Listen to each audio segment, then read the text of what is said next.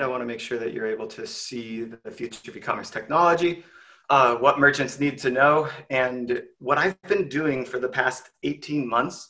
I've worked in e-commerce, I've worked as an agency owner, and I've worked in e-commerce technology. And in March of last year, I literally decided to dedicate at least the next 10 years of my life to understanding and mapping out the e-commerce technology landscape to better explain it to merchants and really anybody who needs to know more about that landscape. To me, this has quickly become convoluted. It's become really just, so many new tools coming out every single day. It's impossible to keep up with things. And technology has become the cornerstone of what makes a great business. And of course, without technology, you don't have e-commerce today. So who am I? Told you a little bit about my past. Running ecommercetech.io. I literally spend half of my days right now talking to merchants about the tools in their tool stack, how they relate to each other, how the resources in their company can implement new tools and solutions, building growth roadmaps for them on their next 3, 6, and 12-month plan for implementing new tools.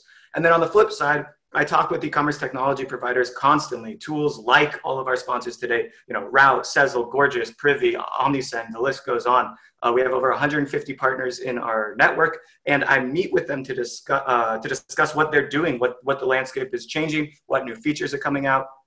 And by better understanding their tools and how they fit in versus their competitors, I can better recommend those tools to merchants. And by the way, I do all those consults completely for free. And if you want to book one, I'll drop I think there'll be my email at the end of this. Or here, I'll just send you my email address right now in case you guys want it. You can email me. I love talking tool stacks. If you're the best fit merchant for me is established, has products sorted out, and is looking to grow and invest in new tools. Maybe you're about to hire a head of marketing, or you just brought in a new customer service representative. I know exactly what's going on in your business and how to pace yourself on setting kind of a roadmap for tools. I'm going to show you kind of a sample roadmap. Every business is different, so it really doesn't work to just give one generic list of tools. And Andrew will come on after me and we'll both give some generic list of tools, but everything is unique to you, and you do want to take your time and vet it all out. All right, so what is the future of e-commerce technology? It starts with understanding that we're about to enter a serious stage of market consolidation. What does that mean? Well, if you're looking at tools that are standalone, they're soon going to be all-encompassing. So Yotpo has recently acquired SMS Bump. I actually did a great session with Mike from SMS Bump on how he got acquired in that acquisition process. They also acquired Swell, and so now Yotpo is becoming this tool suite. Klaviyo just raised $150 million, launched SMS, and is now growing into more channels than just email. Omnisend, one of our sponsors of today, obviously an omni-channel marketing tool from the get-go. 2 new venture funds have launched. And this is something that you guys got to think about. And I'm not talking about e-commerce. I'm not talking about investing in e-commerce. 2 new funds are specifically focused in e-commerce technology tools. And WeCommerce, I think, has $100 million to go buy up and round up a bunch of e-commerce technology tools, start to bring them together under one portfolio. This is really important because it's going to change how you as a merchant are buying tools and what the difference is between a tool that just launched and does one thing really well versus a tool that's been around for ages and maybe actually does do a lot of things really well, right? Because just 10 years ago, the kind of mantra was like, you have to niche and focus in just one category. But now that we've had enough time, we're able to expand into multiple categories and do them all well. So we also, of course, are seeing expansion from Shopify themselves. Any Shopify merchants here today, by the way, I think most of our audience is on Shopify or Shopify Plus. And it's really interesting what Shopify is doing because they're not competing with Klaviyo or Omnisend, that's for sure. They did launch Shopify Mail, but that's for the starting merchants, right? It's not for the enterprise merchants on their platform. They obviously launched their Shopify fulfillment network. It is my bet that Shopify will launch their own Amazon competitor, so their own marketplace where you can buy from all of their all the companies that are on Shopify. and you can choose to list your products on, it'll probably be shopify.com, or maybe it'll be, myshop.com or something like that. And you will see a massive change in the market as Shopify starts to compete with Amazon in that way. And we have another fire alarm. I'm going to keep going though. So just ignore the background noise. I'll talk really close to the mic. Should hone in on my voice. The other major change in the ecosystem, oh man, this is terrible. Sorry about that. The other major change in the ecosystem is that 5 to 10 years ago, even 20 years ago, you were able to just sell products online. You could just, drop shipping was really hot. No one cared if they provided value. Yes, it's my fire drill, Xavier, and I'm really sorry. I'm just going to keep going through it because there's no way around it. Second fire drill of the day. I'm pretty upset. I'm literally going to break the lease with my landlord after this. Yeah, exactly. Thanks, Brandon, for understanding. And can you still hear me through the noise? I know it's probably a little difficult, but it'd be good to know. So I'm just going to come in a little closer. So what I'm talking about is, in the beginning, there was such a rush to sell products online because technology enabled you to enter the ecosystem easier. So entrepreneurship, on the rise. And I believe today we're facing a different situation. It is more about owning the customer relationship and providing a lot of value over a long period of time, because the cost per acquisition has risen on channels like Facebook and even Snapchat and even TikTok. The cost per acquisition will rise. And as you face competition in a bloody market, the only way to win is through that longevity and owning the customer relationship. So all of those heydays of, maybe the get rich quickers of, 2010, moving on into 2020, a very odd year for us, no doubt about it.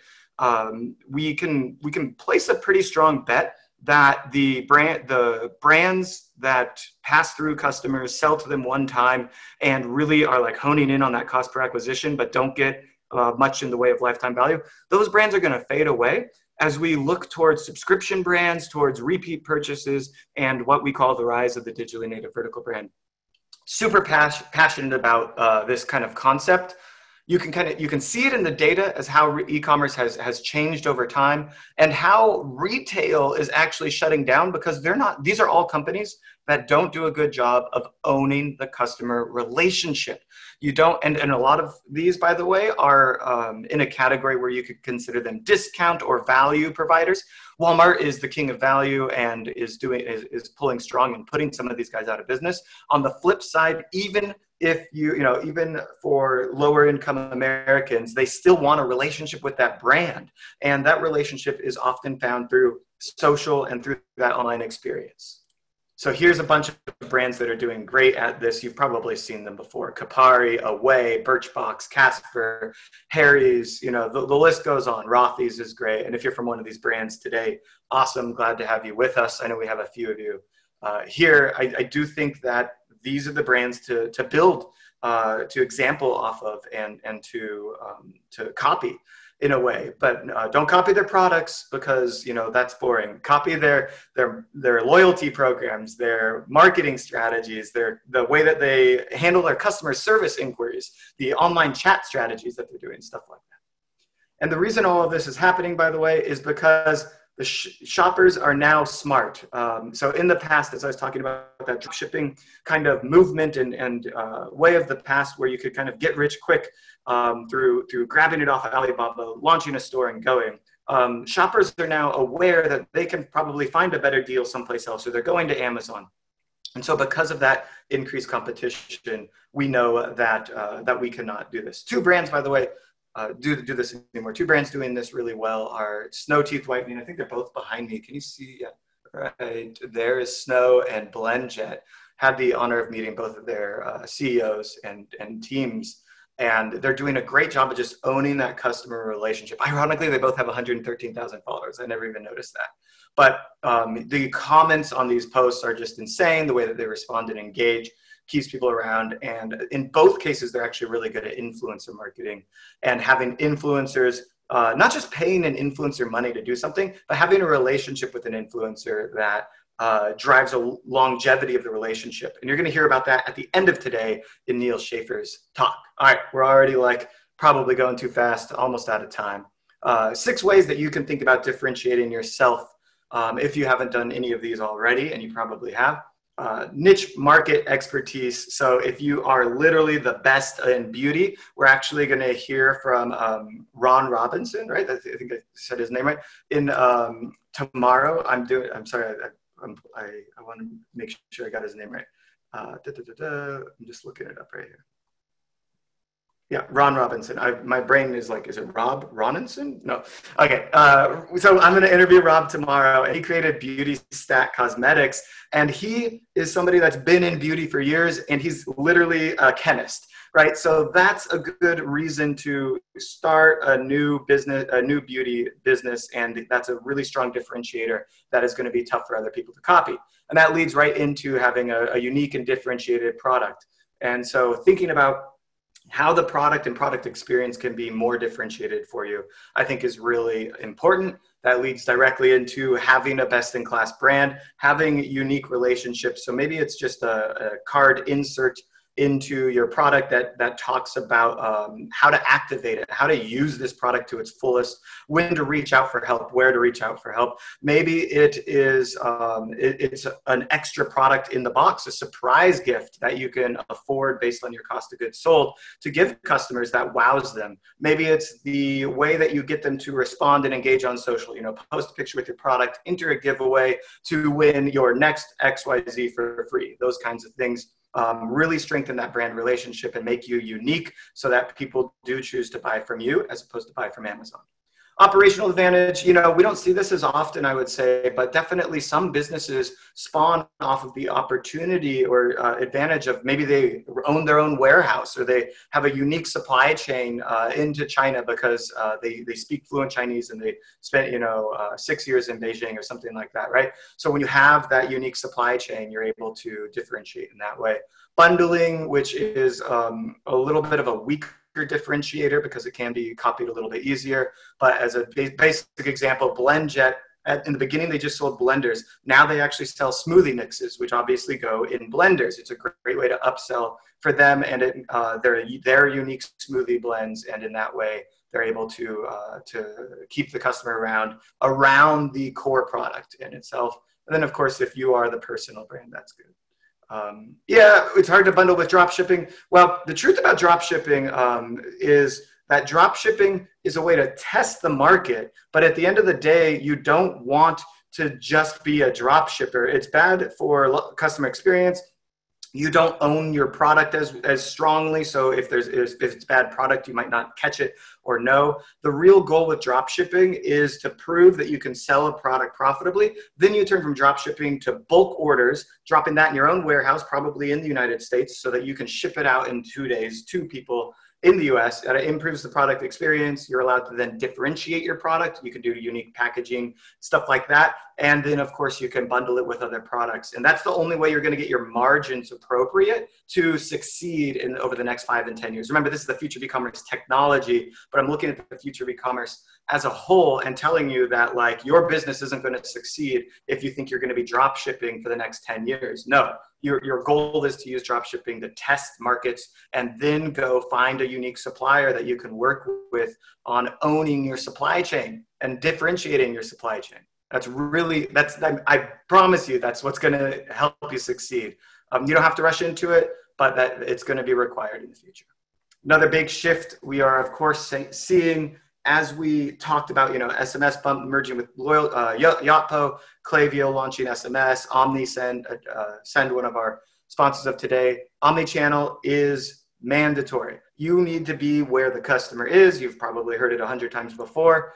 This is what Omnichannel really looks like. It's email, SMS, one-to-one messaging apps like Messenger, WhatsApp, even Instagram DMs. It's really important to be there because people are DMing your brand if you're big on Instagram. Web push notifications are a good way to, they're very one-sided, but absolutely another channel that you can own. Having your own mobile app or PWA is now kind of a new thing that speeds up that experience for mobile shoppers. Direct mail, yes, you have mailing addresses I have a partner company called Send with Scout who specializes in personalized direct mail at scale. Meaning if you have 10,000 customers that bought 10,000 different products and live in 10,000 different places, you can send them 10,000 offers completely unique to them with their first name printed on the postcard, telling them to go, do XYZ, go to the site and buy this or use this unique discount code. And I think that's a completely underutilized channel because it's physical, it's in your hands.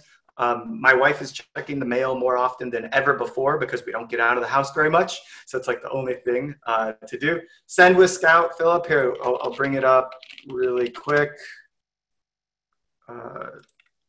Just so you can tell them Derek sent you.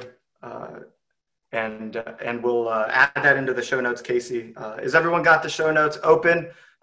Maybe plug it one more time. Open up this doc if you haven't already, and you can follow along in the show notes that we're taking right now. So rented channels are obviously social, advertising, and when you're in print and all that stuff. As you expand in channels, you reach a few major problems.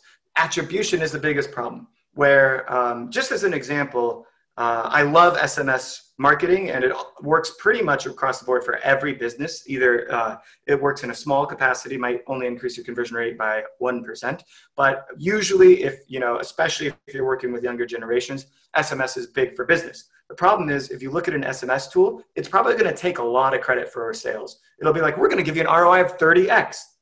And it's like, well, how did we get their phone number? Well, we ran an ad, and that's how they got to the website and gave us their phone number. And then SMS reminded them to check out and purchase. So SMS can't take 100% attribution credit, right? We need to kind of divvy it up 50-50, or maybe it's 90% for the ad and 10% for the SMS message reminder.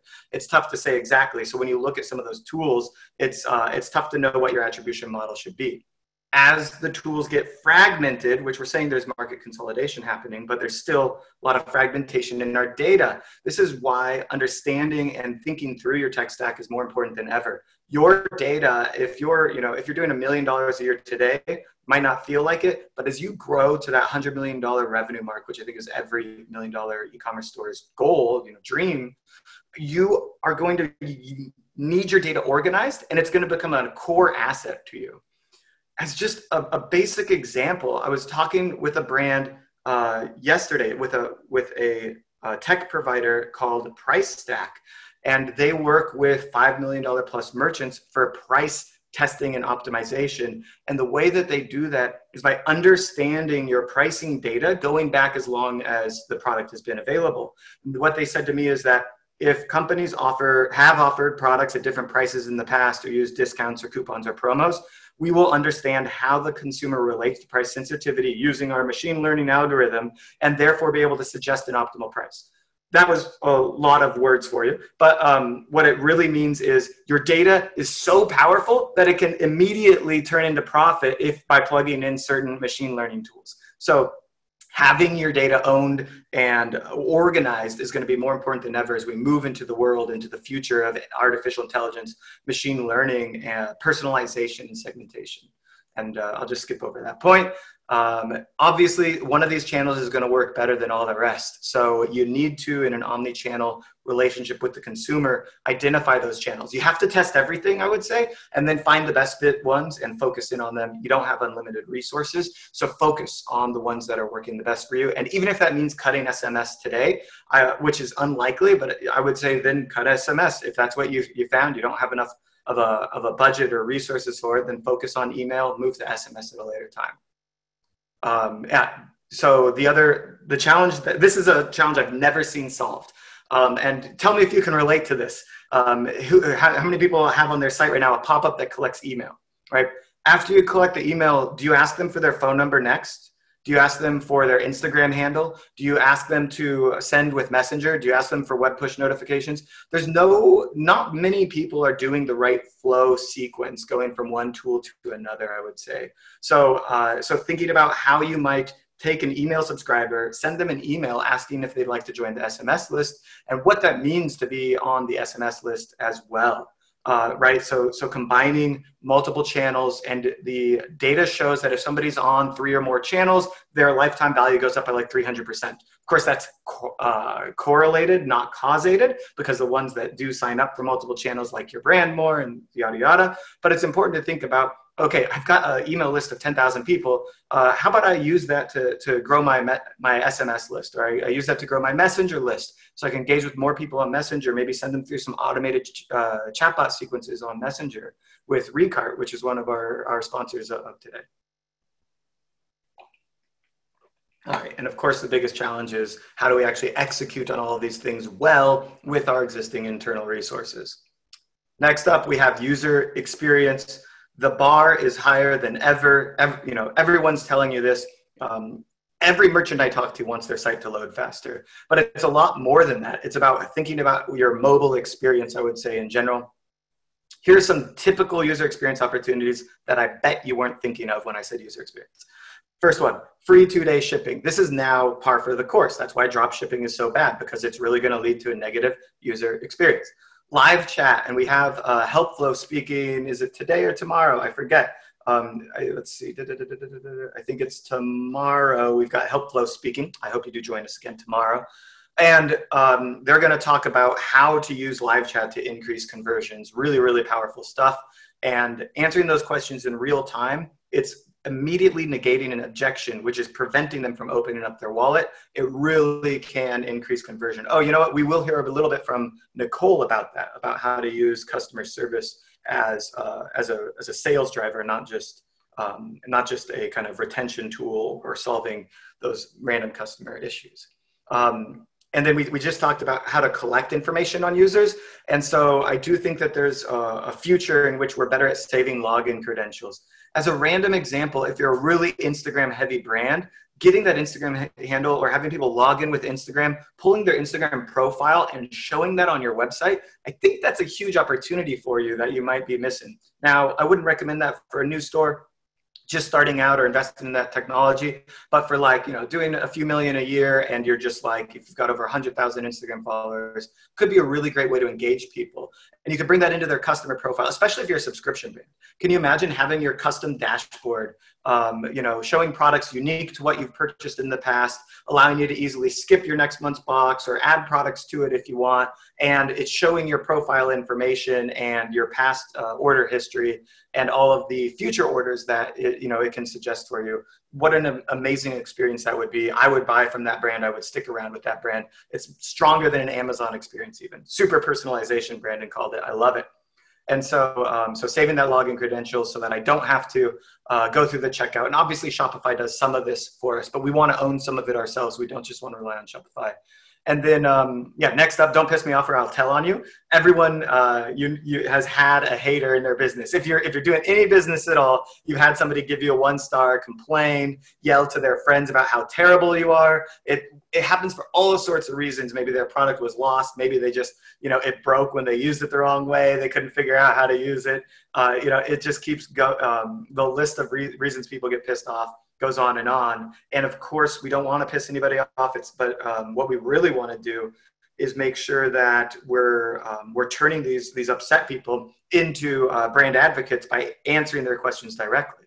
And so because we need to keep everybody happy, because there's this negative virality that can occur around our business, we need to be thinking about how to limit negative experiences. And that can be as simple as changing your policy to handle returns in a different way. By the way, Route will be coming up, I think, speaking, let's see, tomorrow. It's funny, you would think I'd know all my sessions better because I've literally put this whole thing together, but I don't remember if it's today or tomorrow for everybody. We've got Route later today speaking on this, and just like, it's a really cool tool. In fact, I think I have a slide for it in a second, so I'll move on to that. All right, loyalty programs that encourage social sharing and figuring out how to get word of mouth and tracking your referral and viral coefficient. Mandatory, it's good for the customer. It might sound like you're saying, hey, can you share this with your friends and help us grow our business? But what you really can do when the right loyalty program or referral program is in place is say, hey, would you like free product? Would your friend like free product? Go ahead and share this link with them and you'll both get free product. And I really look forward to giving this away to you. And so it can be something geared towards them and getting them experience with your brand. Here's some random high-level strategy ideas to go really quick because we're about to be over time. You should eventually, at some point in your business, have a daily metrics dashboard on all KPIs so that you can see in real time orders, orders fulfilled, lifetime value, average order value, what products are selling really well today, even all the way down to social metrics on a daily basis should be in one dashboard so that you, if you're the CEO or even the CMO or head of marketing, can see these things in real time. Even number of customer service tickets. You see a spike, a daily spike in customer service tickets. You might see that there's a new problem with a certain checkout process in the website. And by catching that in real time, you'll save thousands of dollars. On the flip side, you might be able to mitigate the tickets for tomorrow, right? So all sorts of reasons to have a real-time dashboard. That's not just your Shopify dashboard. Everybody is going to have to do split testing at some point. Everyone wants a higher conversion rate. Nobody's doing basic split testing. Now, it starts probably at about 10,000 visitors a month, and it takes a while to run each test. Make sure that you're not just like changing your button color or changing an image. You really want to test big things. In fact, the thing that I like to test first is implementing new tools and solutions to see how they impact conversion rate. You need to prove that the conversion rate is increasing. Otherwise, you're just making random choices on what you think is best for the consumer, and you could be costing yourself conversion rate. By the way, this is my favorite line. There's two types of there's two types of testing: split testing and stupid testing. Before and after testing is just not a good way to do business. It's called longitudinal testing. The only exception for that is if you're testing pricing, because you can't really give two prices to two different people at the same time. Okay, customer development. Say in chat, we've got 186 people here right now. If you could just tell me in chat, when's the last time you spoke to a customer on the phone? I'd love to know. And who here yesterday said Max? Yes, we have a winner. Last month, that is just too long. Today, yesterday, on the phone, 10 minutes ago, on the phone. I'm talking about on the phone, not email, not answering a customer service inquiry. What you really want to do, especially in early and growth stage businesses, is be calling customers. As the CEO, you should call 3 customers a week. You are getting these people's phone numbers when they check out. Just give them a call and say, hey, your product just shipped. I wanted to know if you had any questions about it, anything like that. And then call somebody else right after the product arrives. Hey, I think your product just arrived. How are you doing? How are you feeling with it? Are you having any problems? Let me know. Do that enough. And then somebody that maybe didn't convert, you could call them and say, hey, I noticed you never placed the order with us. Are you having any problems? Like, why didn't you buy from us? Right. And then you could, from there, you're going to learn so much more about your business. I remember we had one of my friends, Ahmed, on here. He runs a bidet company, and he found out that most people weren't buying the bidet because they didn't know that they had hot, cold water for this, a very important feature. And so he just put it right on the top of the homepage. His conversion rate skyrocketed, all from talking to his customers. So talking to your customers, you can't do enough. We call a customer every time they buy after we get a received notice. Philip, that's amazing. You don't always have to talk to every customer, but you do have to talk to a lot of them. Max asks my take on spamming customers. You're calling them to ask them if they have any problems, and you're doing it once. It should not be, in their eyes, almost no one's going to consider that spam. It is a customer service. It is a proactive customer service measure at the very least. Right. And you don't need to call them back. You don't want to call them 100 times. You're just calling a customer here and there to make sure that they're satisfied or that you're answering any questions they may have. And then from there, you can, of course, develop it into more of a casual conversation or a sales conversation, but just start with their best interest at heart. And I don't think there will be any problems with spam. It's tricky to measure the impact, but I bet you if you segment out customers you talk to on the phone versus customers you didn't talk to on the phone, you'll see higher lifetime value. All right, let's get into the tech landscape. I'm way over time. This is, the old Shopify Plus ecosystem. We're building a spreadsheet to map out the entire technology landscape for Shopify merchants. It'll be available in a few months. It'll look something like this, but a little cleaner. There are 2 types of tools when it comes to technology tools: KPI tools and tools that just basically save time, like a Zapier or some sort of like Excelify spreadsheet uploader or something like that. For the most part, you want to focus on implementing tools that have a true value metric behind them. Few quick ways to look at your tools. Is it built for e-commerce? What is the metric that I'm looking to impact in my business? And then find a tool that impacts that metric. Do I have the resources to actually execute on this? We talked about this earlier. So many people are overextending themselves by buying all these nice bell and whistle type of tools, and they don't have a person to check that this tool is working well. I'd say my number one pet peeve on that is live chat. If you buy and install live chat, but then you have nobody talking to people in real time, you're just asking for an email address. That's the same as having a pop-up on your website. And guess what? A pop-up that somebody thinks is going to lead to a conversation, but just leads to email response, and it takes over a day, that's a bad user experience. And it actually has been proven to decrease conversion rate. So just a random example of like making sure you have the resources to back the tool that you're implementing.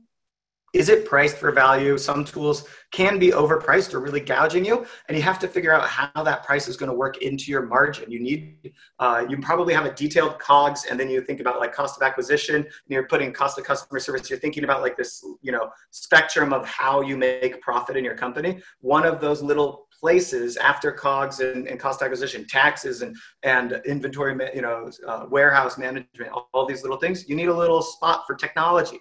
To figure out how technology costs you money per sale, essentially.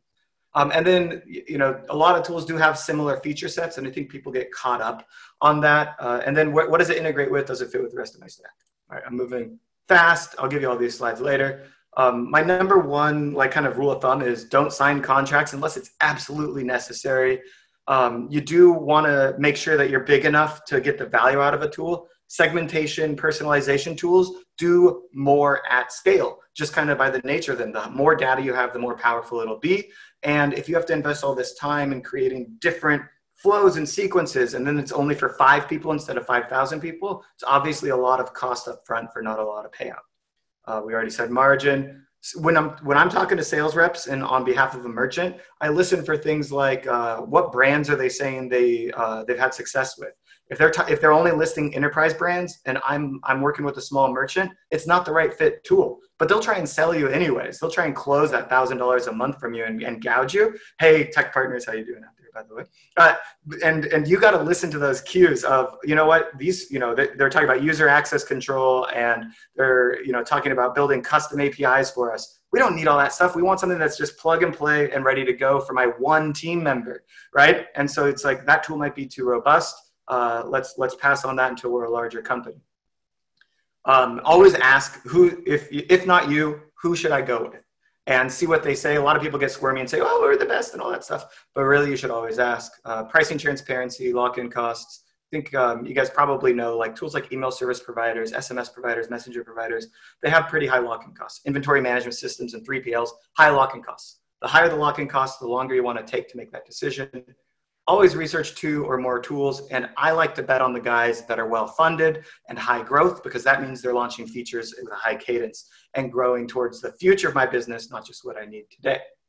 Here is a random example of tools you could use. I'm not even going to go into it right now. Here are some of the things you want to focus on. Not even going to go into it now. Here are 3 of my favorite tools really quick. Phoenix Commerce. If you're doing a couple $1 million a year and your shipping information is integrated with Shopify as it should be, and maybe you're using a 3PL to ship out your product, putting the get it by X date, if you order within a certain amount of time, proven to increase your conversion rate. The real challenge with this, though, is that you don't just want a generic countdown timer type tool. You actually want to deliver on your promise. And this is the only tool that I know of that helps you deliver on the promise of getting it by a certain date. So not only does it have that front end component of using AI and machine learning to predict the landed date, it has the back end technology to send to your fulfillment center to say, hey, it needs to get there by that date. And if it doesn't, let's send an email reminding the customer, hey, sorry, it's going to be a day late. It's going to be a few days late. That way we mitigate the customer service ticket. Another one of my favorites, bold upsell, clicking on the add to cart button and then adding another product to your order, or adding product on the post-purchase page. Huge value optimization there, increase average order value, really, really easy. And if you are Shopify Plus, then this, in my opinion, is just mandatory as long as you've got the product to sell. And if you don't have the right product to sell, go get the right product to sell. This is called Order Bump. They use that user psychology. If you've ever been to a grocery store, remember, you didn't just do, delivered to your home. at the register, there's always candy and sodas and things that you just like grab. You just grab it because it's right there at the end. When you're about to finish checkout, that is that moment. It's the exact same moment. And the psychology says this is the best time to offer an upsell. So they just put a little tiny upsell in there. You could add socks if you're buying shoes. You could add brushes if you're selling makeup. It's really, really easy. They just hit add. It doesn't change the cart. And then boom, you're making an extra dollar. And then we already talked about route, and you'll hear from them later today. But this is just like a great way to add shipping insurance and take that risk of the product getting lost or stolen off of you and place it onto this third party. Customer pays for the shipping insurance. 55% of customers are going to opt into this, according to their data. And it's going to reduce the customer service inquiries you get through this easy refund or replace process that Route does. And so when the customer does ask for a replacement, it'll actually look like an additional sale in Shopify for you instead of it being a cost, right? It would just be a line item cost for you. That's it for me. If you want me to review your tech stack and talk to you about the tools that are just unique to you, email me at derek@ecommercetech.io. I'd love for you to follow us along on YouTube and our podcast as well. I'll go ahead and plug those. The YouTube is where all these talks will be. I need to put the HTTP. I'll put my email right now. 1 second in chat. Here's the YouTube, the podcast, and my email address. Love to chat with you guys, but that is my time for now. I'm going to continue to host the event, so you're not going too far, but I want to pass it to my man, Andrew. He's going to go deeper into the tool landscape and talk about some tools that are a bit more unique in what he does with merchants. And yes, I'll answer this live. All of these recordings will be available on our YouTube, so click that link right here in chat or wherever it is for you to go to YouTube and subscribe.